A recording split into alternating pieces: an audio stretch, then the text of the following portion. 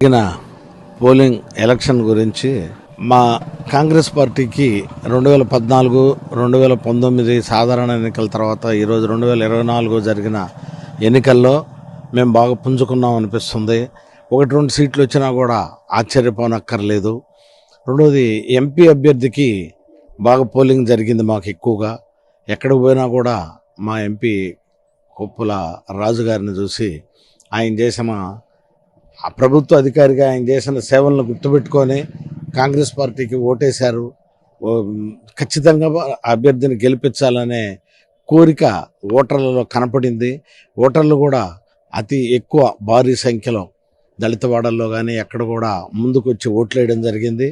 మా రాజుగారు ఒక దశలో గెలిచినా కూడా మేము ఆశ్చర్యపోనక్కర్లేదు, గెలుస్తారనే అనుకుంటున్నాము. ఎందుకంటే ఇద్దరు ధనవంతుల మధ్య ఒక అధికారిగా, ఒక రిటైర్డ్ అయిన ఆఫీసర్గా ఆయన కాంగ్రెస్ పార్టీ తరఫున రావడం 2 ప్లస్లైనవి. కాంగ్రెస్ పార్టీ ఉంటే మంచిదనే నిర్ణయానికి జనాలు వచ్చారు.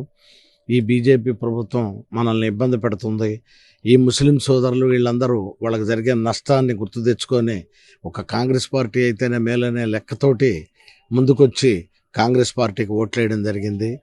అదేవిధంగా దళితులు కూడా మనకి ఆ రోజుల్లోనే 1988 నుంచి 92 దాకా రాజుగారు పనిచేసినప్పుడే మనకు చాలా అవకాశాలు కనిపించి మన దళితులను ముందుకు తీసుకెళ్లేదానికి కృషి చేశాడు. ఆ రోజు దేవాలయాల్లోకి దళితులకు ప్రవేశం లేకపోతే చేజర్ల మండలం నాగులవెల్టూరు గ్రామంలో దళితులందరినీ దేవాలయంలోకి దగ్గరుండి తీసుకుపోయారు కలెక్టర్ గారిగా. అవన్నీ గుర్తుపెట్టుకొని దళిత సోదరులు కూడా భారీ సంఖ్యలో రాజుగారికి ఓట్లేయడం జరిగిందని మేము అనుకుంటున్నాం.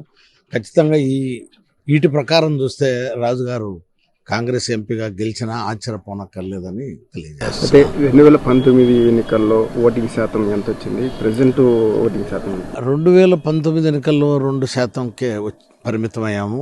కానీ ఈసారి ఎలక్షన్లో భారీగా పోలైనవి. అసెంబ్లీ అభ్యర్థుల కన్నా మా ఎంపీ అభ్యర్థికి ఎక్కువ శాతం ఓట్లు పడ్డాయి. నెల్లూరు జిల్లాలో 2019లో 77% పోలింగ్, ఈసారి 80 పైగా పోలింగ్ అయినట్టు తెలుస్తుంది. అయితే ఈ మార్పుకి ఇది ఏంటి ప్రధాన కారణం? ఈ మార్పుకి నెల్లూరు జిల్లాలో మార్పు వరకు ఎక్కువ శాతం ఇళ్లలో నుంచి జనాలందరూ ఓట్లకి కదిలొచ్చి ఓట్లు వేశారు. ఓట్లు వేశారంటే ఒక కాంగ్రెస్ మీద అభిమానంతో బయటకు వచ్చి ఓట్లు వేశారని చెప్పి మేము అనుకుంటున్నాం. ఎందుకంటే కాంగ్రెస్ రాందే మనకు మనుగడ లేదు. కాంగ్రెస్ పార్టీ కనీసం కేంద్రంలో అయినా కాంగ్రెస్ పార్టీ రావాలనే ఉద్దేశంతో ముందుకొచ్చి మా పార్టీకి ఓట్లు వేశారని మేము అనుకుంటున్నాం. ఆ 2 పార్టీలు కూడా బీజేపీకి మామూలుగా అటొకరు ఇటొకరు చెరొక పక్క సంఖ్యలో ఉండే పార్టీలు అయిపోయినాయి. కాబట్టి వాటికి ఓటేస్తే మనం ఇక్కడ వేసినట్టేననే ఉద్దేశంతో పై స్థాయిలో కేంద్ర స్థాయికి ఓటు వేయలేదు.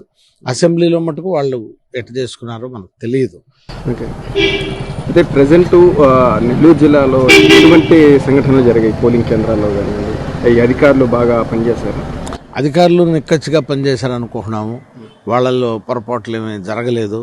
అధికారులు బాధ్యతాయుతంగా ఎన్నికల నిర్వహణ జరిపారనే మన కలెక్టర్ గారు కానీ మిగతా ఆర్ఓలు కానీ నియోజకవర్గ అసెంబ్లీ స్థాయి ఆర్ఓలు కానీ అందరూ కూడా వాళ్ళ శక్తి మేర బాగానే చేశారు. అక్కడ ఎటువంటి పొరపాట్లు జరగలేదని మా దృష్టికి కూడా ఏం రాలేదు. ఏజెంట్లు ఎంత బాగున్నారా? ఏజెంట్లు అందరినీ పెట్టగలిగాం. 100% ఏజెంట్లను పెట్టాం. కాంగ్రెస్ పార్టీ కూడా మిగతా వాళ్ళ ఏజెంట్లు కూడా అందరూ ఉన్నారని. గతంలో 2019లో ఇట్లా పోలింగ్ కేంద్రాల్లో కొన్ని ఘర్షణ వాతావరణం అయితే ఉంది. అయితే ఈ సంవత్సరం ఎలా ఉంది? ఈ సంవత్సరం ఎక్కడ ఏం ఘర్షణ పోలింగ్ కేంద్రాల్లో జరగలేదు.